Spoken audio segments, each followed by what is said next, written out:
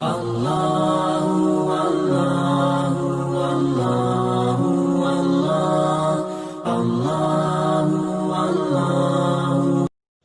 اللہ الرحمن الرحیم۔ اصلاح اغلاط، عوام میں رائج غلطیوں کی اصلاح، سلسلہ نمبر 1۔ غسل کے بعد وضو کرنے کے بارے میں غلط فہمی کا ازالہ۔ بہت سے لوگ اس غلط فہمی کا شکار ہیں کہ غسل کے بعد بھی وضو کرنا چاہیے، اور وہ لا علمی اور نہ جاننے کی وجہ سے یہ سمجھتے ہیں کہ غسل کرنے سے وضو نہیں ہوتا، یا کم سے کم وضو مکمل نہیں ہوتا، اس لیے وہ غسل کے بعد بھی وضو کرتے ہیں، اور اس بارے میں طرح طرح کے وسوسوں اور شک میں مبتلا رہتے ہیں۔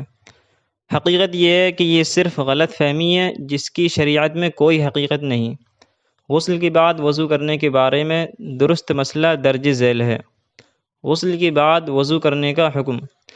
غسل سے پہلے وضو کرنا تو سنت ہے، لیکن غسل کے بعد وضو کرنے کا حکم نہیں، اور نہ ہی اس کی کوئی ضرورت ہے، چاہے اس نے غسل سے پہلے وضو کیا ہو یا نہ کیا ہو، کیونکہ ایک ظاہر سی بات ہے کہ جب غسل سے وضو کے اعضاء یعنی ہاتھ پیر وغیرہ بھی دھل جاتے ہیں تو غسل کرنے سے وضو بھی ہو جاتا ہے۔ اس لیے اس معاملے میں مطمئن رہتے ہوئے کسی بھی شک اور غلط فہمی کا شکار نہیں ہونا چاہیے۔ سنن ترمذی میں ایک واضح حدیث ہے جس سے اس معاملے میں رہنمائی ملتی ہے کہ حضرت عائشہ رضی اللہ تعالی عنہا فرماتی ہیں کہ حضور اقدس صلی اللہ علیہ وسلم غسل کے بعد وضو نہیں فرماتے تھے۔ فی سنن الترمذی عن عائشہ رضی اللہ تعالی عنہا ان النبی صلی اللہ علیہ وسلم کان لا يتوضأ بعد الغسل۔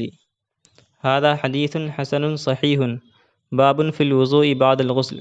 وفی المصنف لابن ابی شیبہ عن ابن عمر رضی اللہ تعالی عنہما انہ قال سئل عن الوضوء بعد الغسل فقال وأي وضوء أعم من الغسل۔